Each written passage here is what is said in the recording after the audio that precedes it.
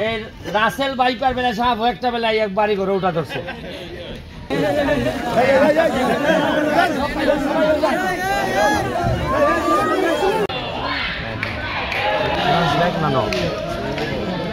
আচ্ছা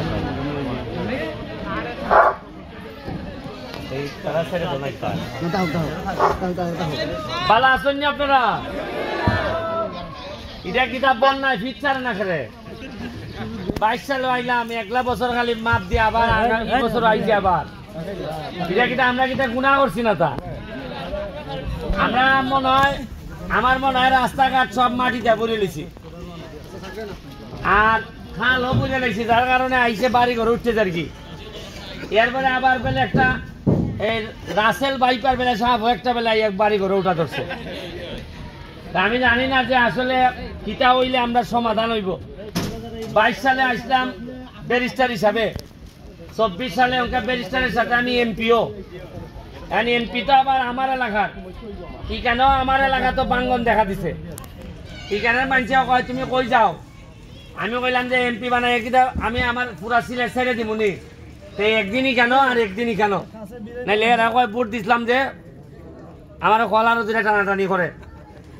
যাই হোক, আমি আপনাদের কিছু ত্রাণ লই আইছি। ত্রাণ না, এটা হইল কি আসলে মানুষের বিপদে পড়লে তো একজন আরেকজনের বাড়ির যায় না নি।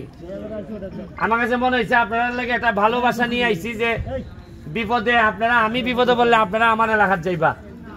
আপনারা আজকে একটু পানি উঠছে, আমি চাইতেছি আপনারা লাগিয়া একটু ভালোবাসা নিয়ে আইছি, আপনারা এটা কবুল করতা। আর হইল গিয়া ফুলাবান্ডে পড়াইতা, এটা গত 22 সালে হইয়া গেছি।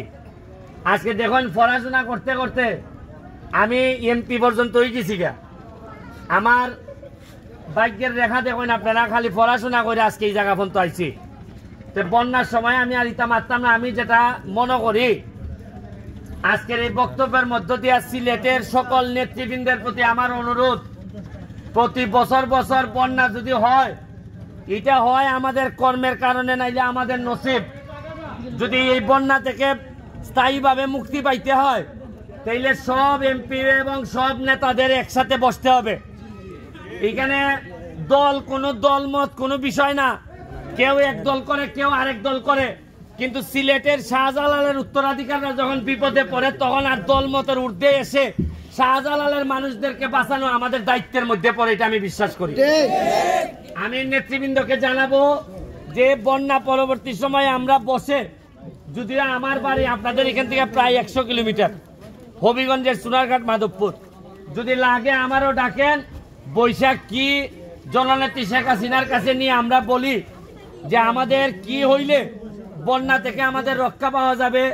আমরা বড় বড় প্রজেক্ট হাতে নেই।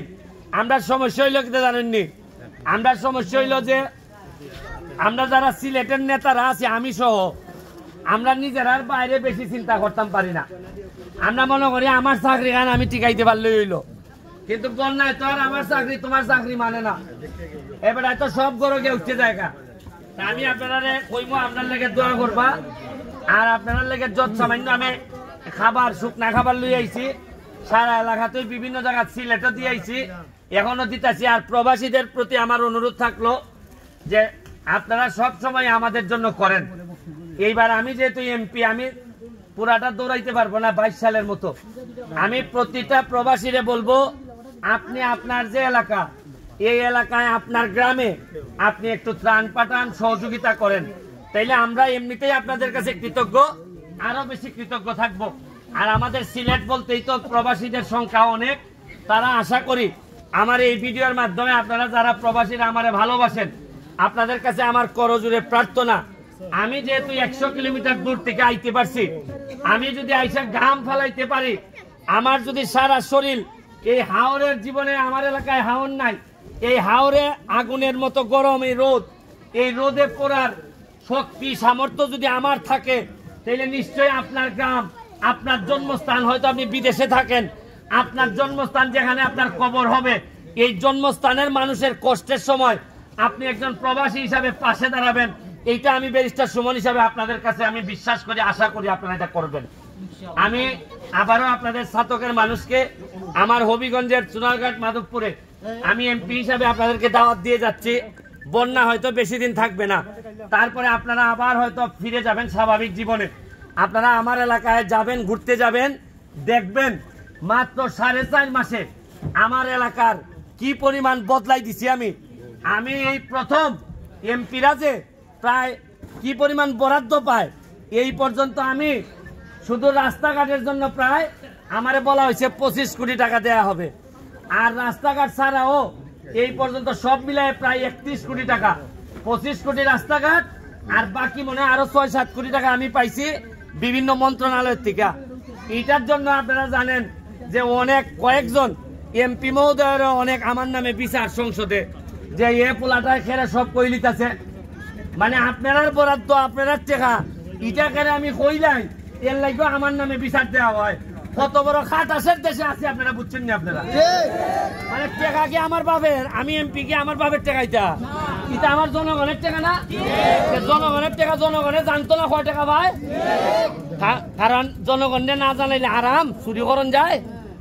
তা আমি কইয়া দিছি আমি চুরি করতামও না, কেউ চুরি করবার লেগে দিতামও না।